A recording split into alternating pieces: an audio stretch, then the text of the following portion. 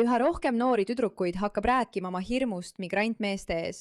Kuulus TikToker, tüdruk, kes näeb välja nagu ta oleks vaevu 15.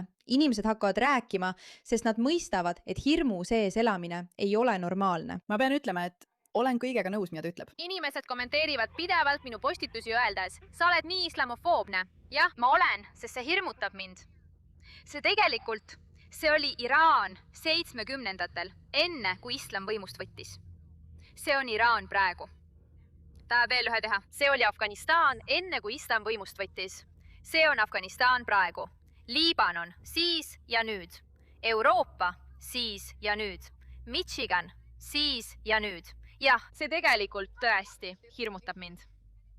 Ja kui see sind ei hirmuta ja sa tahad olla nii salliv, siis ühel päeval lõpetad sa niimoodi, et oled pealaest jalad allani hidžaabi sisse mähitud, sest sa lihtsalt pidid olema tolerantne. Sa pidid olema salliv, vabandust, ma keeldun täielikult seda aktsepteerimast. Kõigile teile, kes väidate end olevat nii kirglikud naiste õiguste ja feminismi suhtes. Kuidas see küll feministlik on? Kuidas see naistele hea on? See on puhas kurjus. Miks on väikesed lapsed purkadesse mähitud?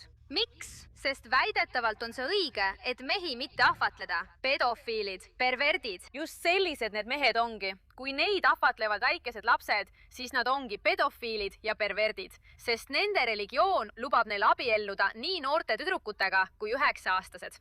Nii et jah, nimetage mind islamofoobiks. Ma olen seda. See hirmutab mind. Ma ei tea, kas ma suudaksin seda paremini öelda. Ma tõesti ei tea, kas ma suudaksin seda paremini öelda kõigile neile feministidele, kes selle vastu sõna ei võta. Vaata, asi ei ole burkades, asi ei ole riietes. Las naine kannab, mida ta tahab. Asi on kõiges selles, mida burka varjab. Asi on kõiges selles, mida burka naiste kohta ütleb. Selles, et neid saab meeste tahtel nii lihtsalt ühiskonnast eemaldada, et nad ei saa kunagi näidata, kes nad tegelikult on.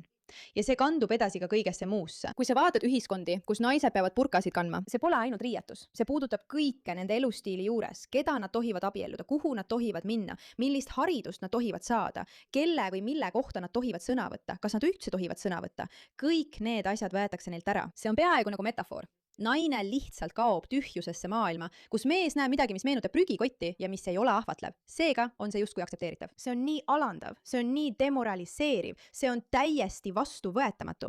Ja see toimub kõigis kohtades, mille need riigid üle võtavad. See on lihtsalt hullumeelne, hullumeelne, hullumeelne, hullumeelne.